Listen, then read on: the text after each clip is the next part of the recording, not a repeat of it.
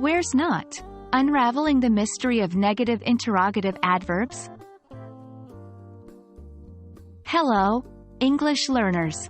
Today, we'll explore an exciting part of English grammar: interrogative adverbs in negative questions. We'll particularly focus on how to use not and contractions with interrogative adverbs. This will help you understand and form questions more effectively. Let's dive in. Interrogative adverbs are used to ask questions. The most common ones include where, why, when, how, and to what extent. They either stand alone or modify verbs, adjectives, or other adverbs. For instance, why are you late? Or, how did you solve the problem? Negative questions with interrogative adverbs can be a little tricky, but they're really useful in everyday English conversation. They often express surprise, disbelief, or confirmation.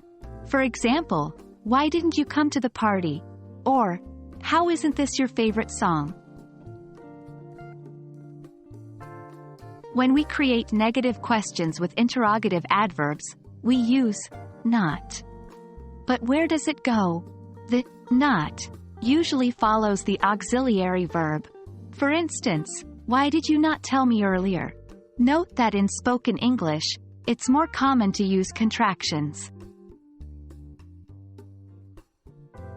Instead of saying, why did you not? Most English speakers would say, why didn't you? Here, did not is contracted to didn't. Using contractions makes your English sound more natural. Here are a few more examples. Why isn't he coming? Instead of, why is he not coming? When won't they arrive? Instead of, when will they not arrive?